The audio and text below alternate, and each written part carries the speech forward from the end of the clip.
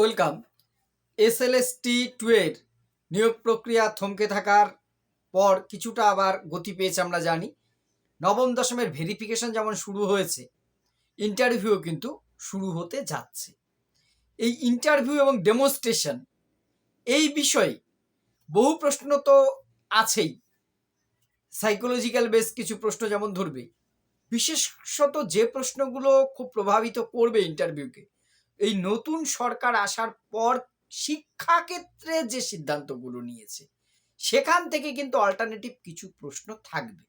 হয়তো এভারেজ একটা করে প্রশ্ন আমাদের প্রায় প্রত্যেক প্রার্থীরই পড়ে যেতে পারে। যেমন তার মধ্যে আছে, আজকে কয়েকটি আলোচনা করব।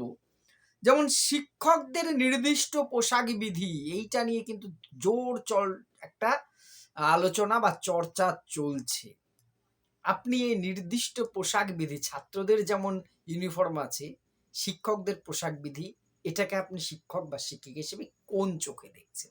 এইটা সিলেবাস কমিটি গঠন হয়েছে, আপনারা নিশ্চয়ই জানেন। নতুন করে আমাদের যে শিক্ষার সমগ্র সিলেবাস, সেটা জাতীয় শিক্ষানীতি 2020 এনসিইআরটি সিলেবাস সবকিছুর সাথে তাল মিলিয়ে গঠন করার একটা এক্সপার্ট কমিটি গঠন হয়েছে।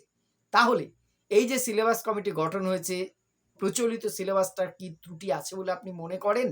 এবং নতুন সিলেবাস কমিটির কাছ থেকে কি আশা করেন? ভাই, সিলেবাসটাকে সর্বভারতীয় স্তরের সাথে মিল রেখে চালু করাটাকে আপনি সমর্থন করেন, না রাজ্যের আলাদা যে সিলেবাস এতদিন ধরে ছিল সেটাই সমর্থন করেন? খুব টেকনিক্যাল প্রশ্ন, কিন্তু সহজ, কিন্তু আপনার মতন করে দিতে হবে। তারপরে আরেকটা খুব চর্চিত, আমরা জানি বন্দে মাতরম বাধ্যতামূলক হয়েছে স্কুলে। জনগণ মন অধি, যেটা আমাদের জাতীয় সঙ্গীত তো ছিলই, ন্যাশনাল অ্যানথেম যেটা, এবার ন্যাশনাল সং যেটা আপনারা জানেন সমমর্যাদা দেওয়া হয়েছে। বন্দে মাতরম কিন্তু এখন বাধ্যতামূলক, আমরা স্কুলে গাইছি। আগে ওইটা হয়, তারপরে জনগণ হয়। এটাই চলছে প্রত্যেকটা স্কুলে, সরকারি অনুদান প্রাপ্ত এবং সরকারি। তাহলে বন্দে মাতরম বাধ্যতামূলকটা আপনি কতটা সমর্থন করেন? এবং এই গানটাকে অমর্যাদা করলে শাস্তির বিধান এনে বিল আসে, এটাকে আপনি কতটা সমর্থন করেন? এখানে দেখুন, পার্সোনাল দৃষ্টিভঙ্গি বলার কিন্তু জায়গা নেই। আমি যেটা বলছি, যতই আপনার পার্সোনাল জানতে চাক। আচ্ছা, স্টুডেন্টদের জানেন তো বায়োমেট্রিক চালু হচ্ছে আমাদের রাজ্যে, স্টুডেন্টদের বায়োমেট্রিক চালু হচ্ছে প্রত্যেকটা স্কুলে। এটা আপনি সমর্থন করেন? বা এটা কি হতে পারে? এই প্রশ্নগুলো আপনাকে করলে আপনি কিভাবে উত্তর দেবেন? যে কোনো ইন্টারভিউ এর ক্ষেত্রে কিন্তু এইগুলো এখন খুব ইম্পর্টেন্ট। যারা প্রাইমারির ক্ষেত্রেও যাবেন ইন্টারভিউ দিতে, তাদের ক্ষেত্রেও কিন্তু। তাহলে প্রথম যেটা বললাম যে শিক্ষকদের নির্দিষ্ট পোশাক বিধি, প্রথমত আপনার উত্তরটা কি হবে বলে আপনি এতক্ষণ ভেবেছেন বলুন তো? কমেন্ট করবেন যে আপনি এটা ভেবেছিলেন। আপনার জায়গায় আমি থাকলে আমি যেভাবে উত্তরটা দেব, দেখুন আমি একবারও বলছি না যে আমি যা বলবো সেটাই আপনি বলবেন। আপনি নিজের মতো করে একটু ভেবে দেখবেন যে অবশ্যই পোশাক বিধি যদি একটা থাকে আমি সমর্থন করি। তারপরে আসি, তার আসার আগে একটা নোট দেখুন, সরকারি যে কোনো সিদ্ধান্ত, আমি আগেও বলেছি, আগের সরকার থাকাকালীন এই ভিডিওগুলো আমি করেছি, তখন বিভিন্ন নীতি নিয়ে আমরা সরাসরি বিরোধিতা করব না। আমার যদি পার্সোনাল ভিউ থাকেও, ওই একটা উদাহরণে অনেকবার দিয়েছি যে ওই 3 ইডিয়টের রাজু রস্তগির মতন হওয়া যাবে না। আপনারা চাকরি আপনাদের কাছে রাখুন, আমার অ্যাটিটিউড আমার কাছে থাকুক। দেখুন, আমাদের শিক্ষক হওয়া, শিক্ষিকা হওয়া আমাদের স্বপ্ন। এই সুযোগটাকে আমরা হাতছাড়া করতে চাই না। অর্থাৎ আমি হলে তাই করতাম। অতটা সাহসী হয়তো হতে পারতাম না। ফলে হ্যাঁ, হ্যাঁতে হ্যাঁ, নাতে না মিলিয়েই তার মধ্যে নিজের দৃষ্টিভঙ্গিটাকে আপনাকে তুলে ধরার চেষ্টা করতে হবে। আমি হলে তাই করার চেষ্টা করতাম। আমি যে এইখানে যে উত্তরটা দেবে, যদি সরকার বা শিক্ষা দপ্তর মনে করে শিক্ষক শিক্ষিকাদেরও নির্দিষ্ট পোশাক, বর্তমান যুগ বা সময় উপযোগী পোশাক বিধি আনে, যুগ বা সময় উপযোগী পোশাক বিধি আনে, অবশ্যই সেটাকে সমর্থন করি। কারণ কেন করেন? কারণ হচ্ছে যে সমস্ত পেশারই বিশেষ করে একটা, যেমন পুলিশ বা অন্যান্য পেশায়, সেনাবাহিনী বা যেকোনো জায়গাতে একটা নির্দিষ্ট পোশাক বিধি থাকে। শিক্ষকতা একটা মহান পেশা, ছাত্রছাত্রীরা যেমন একটা নির্দিষ্ট পোশাক আছে। অনেক ক্ষেত্রে দেখা যায় শিক্ষক শিক্ষিকাদের পোশাক নিয়েও বিভিন্ন রকম বিতর্কের তৈরি হয়। সেটা যাতে তৈরি না হয় এবং নির্দিষ্ট পোশাক পরে আসলে যদি বিদ্যালয়ে অন্য কেউ আসে, সেই পোশাক দেখে কিন্তু বুঝতে পারবে ইনি শিক্ষক, বা নতুন একজন শিক্ষক শিক্ষিকাকে ছাত্রছাত্রীরা বুঝতে পারবে। সমস্ত দিক থেকে আমার মনে হয়, এবং সমাজেও তারা, শিক্ষক তারা কিন্তু যেতে আসতে আলাদা একটা পরিচিতি পাবে। সেটা মনে হয় শিক্ষার জন্য ভালোই হবে। সময় উপযোগী বললেন কেন আপনি? সময় উপযোগী এই কারণেই, একটা সময় ছিল শিক্ষকরা সাধারণত ধুতি পাঞ্জাবি এবং শিক্ষিকারা শাড়ি পরেই যেতেন। কিন্তু সময়ের সাথে সাথে মানুষের রুচি বদল হয়েছে, পরিবেশ পরিস্থিতি বদল হয়েছে, আধুনিক সময়ের উপযোগী পোশাক তাই হলে সমর্থনযোগ্য। কাউন্টার প্রশ্ন কিন্তু আসবে, আপনি আপনার মতে কোন পোশাক হওয়া উচিত? এবার আপনি বলবেন আমি যেমন কি বলবো, অবশ্যই নির্দিষ্ট একটি কালারের যদি শার্ট হয় শিক্ষকদের জন্য, এবং নির্দিষ্ট কালারের প্যান্ট এবং অন্যান্য শালীনতা সম্পন্ন, সেটা সমর্থন করা যায়। এবং মহিলা শিক্ষিকাদের জন্য নির্দিষ্ট পাড়ের বা নির্দিষ্ট রঙের শাড়ি অথবা সালোয়ার, যেটা তারা সুবিধা মনে করবেন, সেটা আমি সমর্থন করি। বলতেই পারেন কাউন্টার প্রশ্নের ক্ষেত্রে। আমার মনে হয় এক্ষেত্রে সরকারের নীতির বিরোধিতা করতে কিন্তু যাবেন না। এটা আমার পরামর্শ মাত্র। মানা না মানা অবশ্যই আপনার স্বাধীনতা। নেক্সট যেটা আমি বলেছি, কমেন্ট করে কিন্তু জানাবেন আপনার মতামতটা কি ছিল এই প্রশ্নটার সম্বন্ধে। আমি একটু বুঝবো আমার ভুল ত্রুটি। আমি তো শিখছি আপনাদের কাছ থেকে ১ বছর ধরে। আচ্ছা, সিলেবাস বদলের জন্য একটা সিলেবাস এক্সপার্ট কমিটি গঠন করেছে। এটা সমর্থন করেন? অবশ্যই করি। হ্যাঁ স্যার। কারণ, কারণ জাতীয় শিক্ষানীতি, ভারতবর্ষ একটি ফেডারাল কান্ট্রি, আমরা জানি যুক্তরাষ্ট্র কাঠামো। শিক্ষা ভারতীয় সংবিধানে যৌথ তালিকায় আছে। কিন্তু একটা দেশের সামগ্রিক উন্নতি করতে গেলে দেশের সমগ্র শিক্ষা ব্যবস্থা একটা সমান্তরালে চলার প্রয়োজন আছে।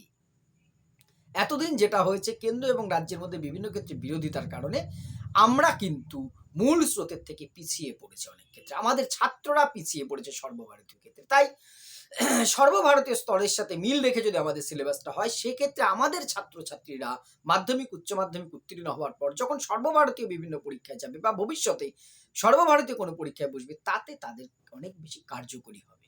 তাই আমি মনে করি যে জাতীয় শিক্ষানীতি ২০২০ কার্যকরী করা এবং সারা ভারতবর্ষের মতন সিলেবাস গঠন করার জন্য যে কমিটি গঠন করা আছে, তারা নিশ্চয়ই ভালো কিছু করবে এবং এটাকে আমি সমর্থন করি। কেন্দ্র রাজ্য একই ধরনের শিক্ষা ব্যবস্থা আপনি সমর্থন করেন? অবশ্যই করেন। এবার এখানে আপনি আপনার মতো উত্তর দিতেই পারেন, অবশ্যই পজিটিভ ভাবে দেওয়ার চেষ্টা করবেন। তারপরে বন্দে মাতরম গানটি বাধ্যতামূলক করা হয়েছে, আপনি সমর্থন করেন? প্রথম একদম ওয়ান অ্যান্ড অনলি একটা, আমরা জানি আমরা কেউ এর বিরোধিতা করি, কেউ না। পশ্চিমবঙ্গের একটা মানুষও নেই আমার বিশ্বাস যে বা যারা এটা বিরোধিতা করে। আমরা শিক্ষক শিক্ষিকারা তো মোটেই নয়। অবশ্যই সমর্থন করি। কারণ হচ্ছে প্রথমত একজন বাঙালিরই লেখা, দ্বিতীয় কথা হচ্ছে এই বন্দে মাতরম ছিল আমাদের অগ্নিযুগে, অর্থাৎ বিপ্লবীদের একমাত্র মন্ত্র, যে মন্ত্রটা তারা উচ্চারণ করে ব্রিটিশদের বিরুদ্ধে লড়াইয়ে নেমেছে, প্রাণ উৎসর্গ করেছে, শহীদ হয়েছেন। সেইটা আমরা যদি প্রতিনিয়ত দেশমাতৃকার বন্দনার মধ্যে দিয়ে বিদ্যালয়ে প্রার্থনা শুরু করতে পারি, সেটা অবশ্যই ভালো একটি বৈশিষ্ট্য। আমি মনে করি এটা একটা সঠিক পদক্ষেপ বন্দে মাতরম। আর এই ক্ষেত্রে আপনাকে আরেকটা কথা আমি বলছি, বন্দে মাতরম গানটা একটু যতটা সম্ভব একটু, আমাদের অনেকের হয়তো মুখস্থ নেই, হয়তো আপনার নিশ্চয়ই মুখস্থ আছে, আমারই যেমন পুরোটা মুখস্থ ছিল না। চেষ্টা করছি ছাত্রদের সাথে রোজ গলা মিলিয়ে অনেকটা আয়ত্ত করেছি, তাও ২-১ জায়গায় আটকে যায়। পুরোটা না হলেও কিছুটা, অন্তত প্রথম স্তবকটা কিন্তু একটু দেখে বা জেনে যাবেন। কারোর ক্ষেত্রে কিন্তু কাজে লেগে যেতে পারে, সবার ক্ষেত্রে না হলেও একটু জেনে যাবেন। ঠিক আছে? বন্দে মাতরম যে চালু হয়েছে, সেটার আমরা কিন্তু বিরোধিতা কেউ তো আমরা করি না মনে প্রাণে। এখানে আরো আমি একদম লাউডলি সেটাকে সাপোর্ট জানাবো যে হ্যাঁ, অবশ্যই এটা ভালো। তবে এইবার এখানে প্রশ্ন, আচ্ছা বন্দে মাতরম কি জাতীয় সঙ্গীতের কে তাহলে প্রতিদ্বন্দ্বী বা এই ধরনের কোনো বিতরণ? কখনোই না। দুটোই আমাদের একটা জাতীয় ন্যাশনাল অ্যানথেম, একটা ন্যাশনাল সং একটা। ফলে এক্ষেত্রে আমাদের তো কোনো বিরোধের কিছু নেই। আর আমাদের কাছে একটা বিশেষ গর্ব যে দুটোই ২ বাঙালির রচনা। এটা আমরা বাঙালি হিসেবে অবশ্যই গর্ববোধ করছি। ঠিক আছে? তারপরে লাস্ট যে আরেকটা যেটা বললাম, স্টুডেন্টদের বায়োমেট্রিক। এটা আপনি আগে বলুন, কমেন্টে বলুন যে কেন আপনি কি সমর্থন করেন? অবশ্যই এই বায়োমেট্রিকটা চালুর পেছনে কিন্তু বিভিন্ন কারণ আছে। একটু আপনাকে বুঝতে হবে বিষয়টা। প্রথমত হ্যাঁ, অবশ্যই স্যার সাপোর্ট করি। কারণ বায়োমেট্রিক থাকলে যে উদ্দেশ্য নিয়ে সরকার চালু করতে চাইছে যখন শিক্ষা দপ্তর, যে ছাত্রছাত্রীদের হাজিরাটা নিশ্চিত করা।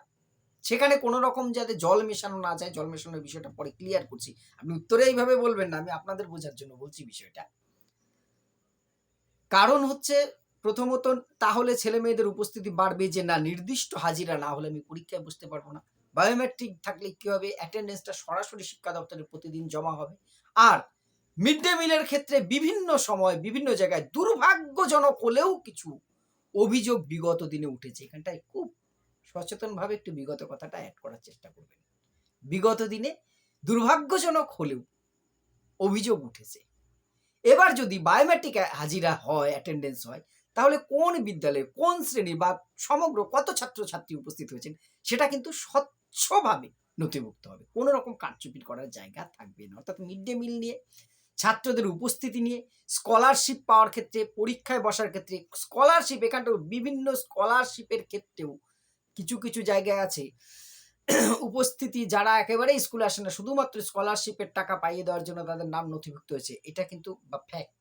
সেইগুলো কিন্তু অনেক কারচুপি দূর হবে এবং স্বচ্ছতা বাড়বে, ছাত্রছাত্রীদের উপস্থিতির হার বাড়বে। অর্থাৎ আমি এই বায়োমেট্রিক অ্যাটেন্ডেন্সটাকে সমর্থন করি। এবার যদি বলে আপনাদের শিক্ষক-শিক্ষিকাদের যদি চালু হয়, কি বলবেন? অবশ্যই সমর্থন করি। মনে প্রাণে আপনি সমর্থন করুন না করুন, আমি করি না করি। সেটা আপনার বা আমার পার্সোনাল ভিউ। আমি আগেই বলেছি এখানে কিন্তু আমি সমর্থন করি।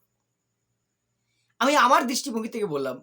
আপনাদের যদি আরো ভালো কিছু মনে হয় যে বলা যেতে পারে সেটা একটু জানাবেন কমেন্টে। শুধু আমি নই, আমি তো শিখবই। অন্যান্য আপনার থেকে হয়তো এই আমার একেকটা ভিডিওতে বহুজন দেখেন, তারাও কমেন্টগুলো পড়লে অনেক সমৃদ্ধ হবে। আমরা পারস্পরিক একটা আলোচনার মধ্যে যদি আগাতে পারি, তাহলে সবাই হয়তো সমৃদ্ধ হবে। আমি তো সমৃদ্ধ হচ্ছি প্রতিদিন আপনাদের থেকে। আরো বেশি সমৃদ্ধ হতে পারবো। আরো ইন্টারভিউ সংক্রান্ত অনেক বিষয় আপনাদের আছে। আপনারা সাইকোলজিক্যালি বলেছেন, নেতিবাচক শিক্ষা নিয়ে কয়েকজন কমেন্ট অনেক বিষয় করেছেন। আমি কমেন্টগুলো দেখছি। আমি সেগুলো অনুযায়ী আপনাদের ক্লাস দেওয়ার চেষ্টা করব। আর আমার ভুল ত্রুটি, আপনাদের মতামত অবশ্যই কমেন্ট বক্সে কিন্তু জানাবেন। ধন্যবাদ।